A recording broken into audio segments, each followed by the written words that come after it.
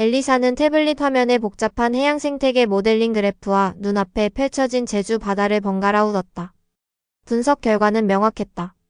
이곳의 해양 자원은 점차 고갈되고 있으며 전통적인 어업 방식은 한계에 부딪혔다. 하지만 검은 현무암이 낡은 태왁을 옆에 둔 해녀들은 조금도 개의치 않는 듯 서로 웃으며 물질 준비에 여념이 없었다. 인크레더벌 엘리사는 자신도 모르게 낮게 탄식했다. 데이터가 경고하는 위험 신호를 이들은 정말 모르는 걸까 아니면 무시하는 걸까? 그녀는 옆에 선 통역가에게 물었다. 저분들은 이런 데이터에 기반한 효율적인 자원관리 시스템에 대해 전혀 관심이 없으신 건가요? 제 연구 목표는 바로 그걸 돕는 건데.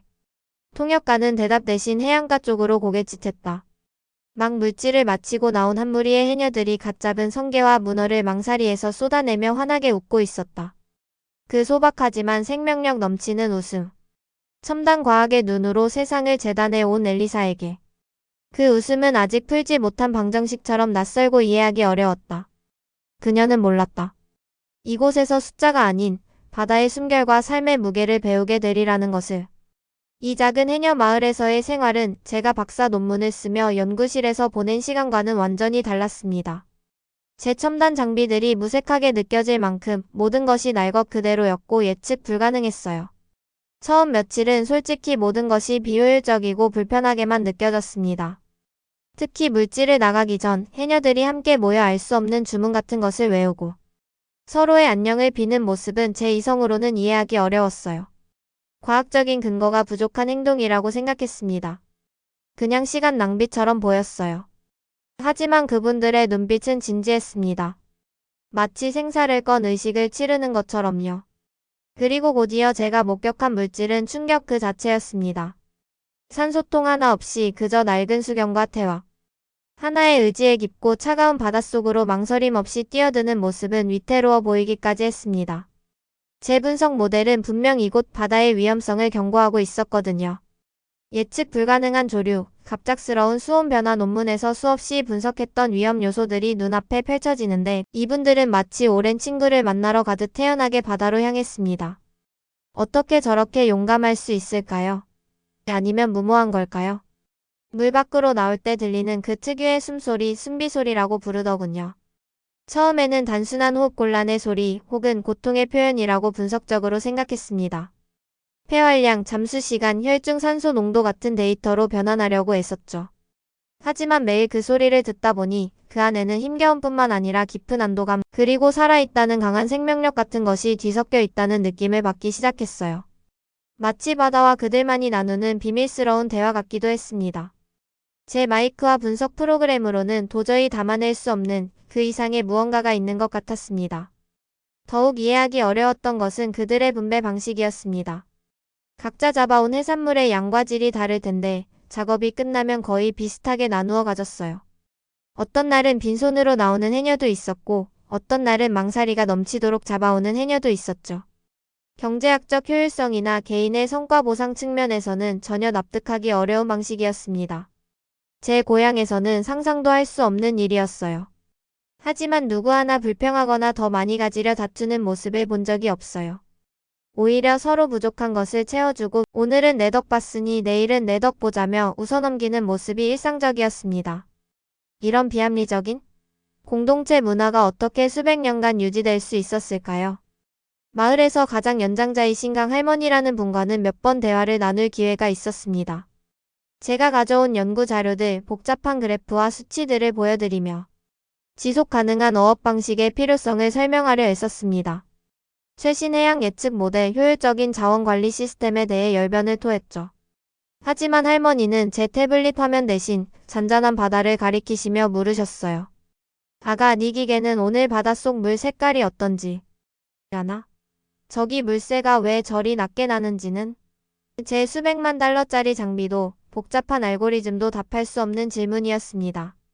과학적 데이터로는 설명되지 않는 오랜 경험과 자연과의 교감에서 비롯된 지혜 앞에서 저는 처음으로 말문이 막혔습니다. 그 순간 제가 철석같이 믿었던 과학적 방법론에 작은 균열이 생기는 것을 느꼈어요. 이곳에서의 시간은 제 연구에 점점 더 많은 혼란을 가져왔습니다. 제가 세운 가설들, 데이터에 기반한 예측들이 자꾸만 현실 앞에서 어긋나는 느낌이었어요.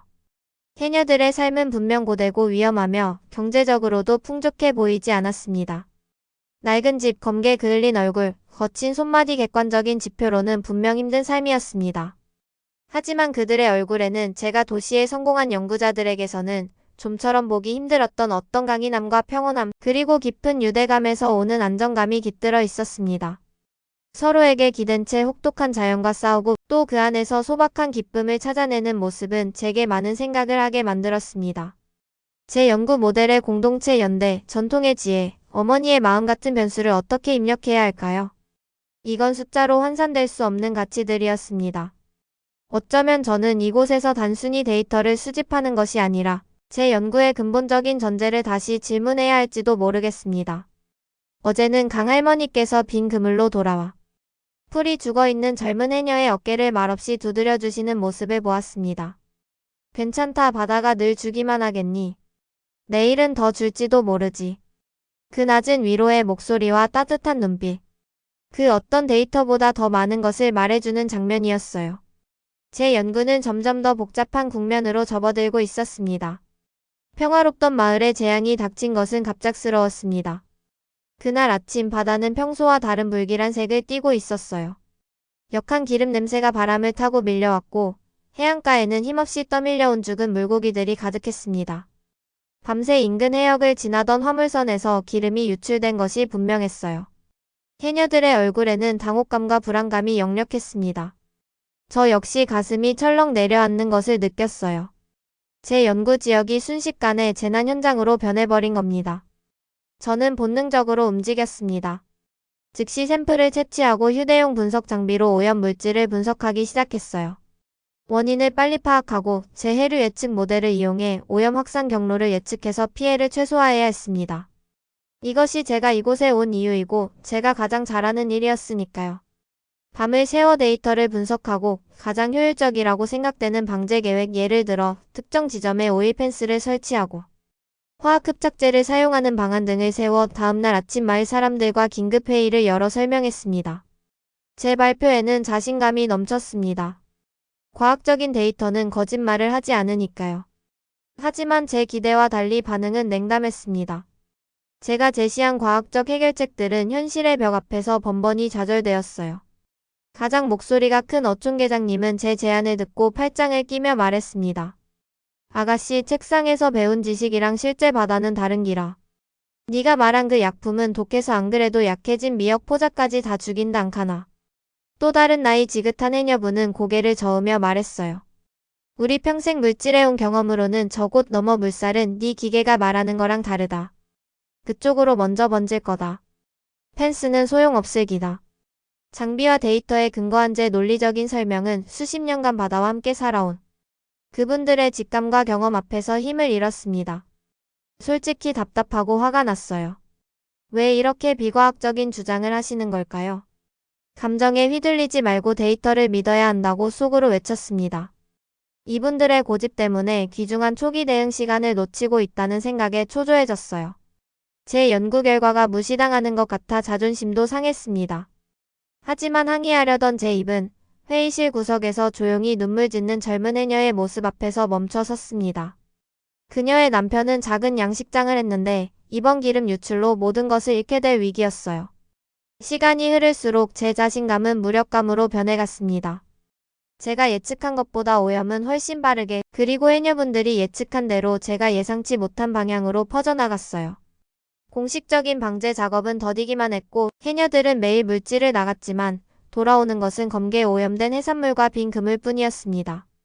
생계가 막막해진 해녀들의 망연자실한 표정, 깊어지는 한숨소리, 밤늦도록 잠 못 이루고 걱정하는 모습들을 보면서 제 마음은 점점 더 무거워졌습니다. 제가 그토록 신뢰했던 과학과 데이터가 이 절망적인 현실 앞에서 아무런 힘이 되지 못하는 것 같았어요. 제가 틀렸던 걸까요? 특히 저를 따뜻하게 대해주시던 강할머니께서 눈에 띄게 수척해지시는 모습을 보는 것은 괴로웠습니다. 할머니는 사람들을 다독이며 맨손으로 기름 묻은 돌멩이를 닦아내고 지프로 만든 흡착포를 던지는 등 전통적인 방식으로 정화 작업을 이끌려 애쓰셨지만 역부족이었죠. 그러다 결국 무리하신 탓인지 심한 기침과 함께 자리에 눕고 마셨습니다. 마을 전체가 깊은 슬픔과 무력감에 빠졌어요. 어쩌면 저의 섣부른 과학적 접근이 오히려 혼란을 가중시키고 할머니를 더 힘들게 한 것은 아닐까 하는 죄책감마저 들었습니다. 제 연구, 제 지식, 제가 쌓아온 모든 것이 이 거대한 재앙 앞에서 너무나 작고 초라하게 느껴졌습니다. 태블릿 속의 수많은 데이터와 그래프는 해녀들의 눈물 한 방울을 닦아주지 못했어요. 그제야 깨달았습니다. 저는 이 위기를 해결할 해답을 제시하려 했지만 이들에게 필요했던 것은 어쩌면 함께 아파하는 마음이었을지도 모른다는 것을요. 처음으로 제가 할 수 있는 일이 아무것도 없다는 것을 깨달았습니다. 유능한 해양학자 엘리사로서가 아니라 그저 어찌할 바를 모르는 한 명의 인간으로서요. 연구고 뭐고 다 소용없다는 생각마저 들었습니다. 그저 이 절망적인 상황에서 뭐라도 해야 한다는 절박함만이 남았어요. 하지만 무엇을 어떻게 해야 할지 저는 여전히 길을 잃고 헤매고 있었습니다. 마을의 어둠은 점점 더 깊어만 갔습니다. 그날 이후 저는 연구실에 틀어박혀 데이터를 분석하는 대신 매일 해녀들과 함께 바닷가로 나갔습니다. 더 이상 제 지식을 일방적으로 설명하려 들지 않았어요. 노트북을 덮고 흰 가운 대신 작업복을 입었습니다. 그리고 장갑을 끼고 서툰 몸짓으로 기름 묻은 돌멩이를 닦고 엉망으로 엉킨 그물을 풀었습니다. 처음에는 제 서툰 모습에 웃으시던 해녀분들도 제가 묵묵히 굳은 일을 함께하자 조금씩 마음을 열어주셨어요. 기름 닦는 요령도 가르쳐 주시고 쉬는 시간에는 따뜻한 커피도 건네주시며 우리 엘리사 박사님 이제 해녀 다 됐네 하고 농담도 건네셨습니다. 그 소박한 인정이 제게는 큰 위로가 되었습니다. 그러던 중 문득 깨달았습니다. 제가 가진 과학적 지식이 쓸모없는 것이 아니라는 것을요. 다만 그것이 전부가 아니라는 사실을 인정해야 했습니다. 제 위성 데이터는 넓은 지역의 해류 변화를 예측할 수 있었고 해녀분들은 수십 년의 경험으로 특정 지역의 미세한 물길 변화와 바위틈 같은 지형을 직감적으로 알고 계셨어요. 어느 날 저녁 저는 용기를 내어 해녀 몇 분과 함께 밤새 머리를 맞대고 새로운 오염 확산 예측 지도를 만들었습니다. 제 데이터 위에 그분들의 경험적 지식을 더씹힌 것이었죠. 어디에 기름이 고일 가능성이 높은지, 어느 시간대에 작업을 해야 안전하고 효율적인지 함께 토론하며 계획을 세웠습니다. 다음 날 우리가 함께 만든 지도를 따라 방제 작업을 집중하자 놀랍게도 효과가 나타나기 시작했습니다. 숨어있던 기름띠를 미리 찾아내 막을 수 있었고 오염 확산 속도를 눈에 띄게 늦출 수 있었어요. 며칠 후에는 우리가 집중적으로 정화 작업을 벌였던 작은 만에서 해녀 한 분이 살아있는 작은 문어 한 마리를 발견하고 환호성을 질렀습니다. 기적처럼 느껴졌어요. 절망감에 빠져있던 마을 사람들의 얼굴에 아주 오랜만에 작은 희망의 빛이 감돌았습니다. 비록 바다가 예전 모습을 되찾으려면 아주 오랜 시간이 걸리겠지만 우리는 함께 싸울 수 있다는 용기를 얻었습니다. 그때 깨달았습니다. 제 지식은 그분들의 지혜와 합쳐질 때, 서로의 부족함을 채워줄 때 비로소 진정한 힘을 발휘할 수 있다는 것을요. 몸져 누워 계셨던 강할머니를 찾아뵈었을 때 저는 그동안의 제 오만함과 어리석음을 솔직하게 고백했습니다. 할머니, 제가 틀렸었어요. 데이터만으로는 아무것도 할 수 없다는 것을 이제야 알았습니다. 할머니는 제 이야기를 가만히 들으시더니 제 손을 꼭 잡고 희미하게 미소 지으셨어요. 아가, 이제야 네 눈에도 진짜 바다가 보이는구나. 숫자가 아니라 살아 숨쉬는 바다가 말이요. 그 순간 뜨거운 눈물이 뺨을 타고 흘러내렸습니다. 그 어떤 학문적 성취보다 더 값진 인정이었어요. 할머니의 주름진 손에서 전해져 오는 따뜻함은 제 얼어붙었던 마음까지 녹이는 것 같았습니다.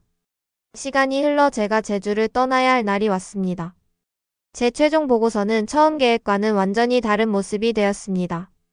복잡한 수치와 그래프 대신 해녀들의 강인한 삶의 이야기, 공동체의 지혜, 그리고 자연과 공존하며 살아가는 삶의 방식에 대한 존경심을 담았습니다. 이것이야말로 논문 속의 어떤 모델보다 더 현실적이고 강력한 지속 가능한 모델이라는 확신이 들었어요.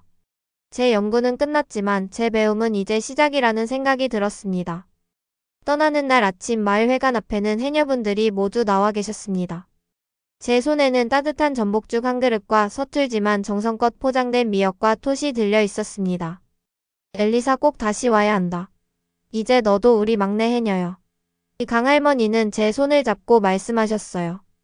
차마 발걸음이 떨어지지 않았습니다. 이곳 제주 바다는 제게 단순한 연구 대상이 아니라 제 인생의 방향을 바꿔놓은 소중한 스승이었습니다. 그리고 해녀분들은 제게 차가운 데이터 너머에 있는 삶의 진정한 가치를 가르쳐 주신 분들이었습니다. 그분들의 거칠지만 따뜻한 손, 깊은 눈빛, 그리고 바다를 닮은 강인한 숨결을 영원히 잊지 못할 겁니다.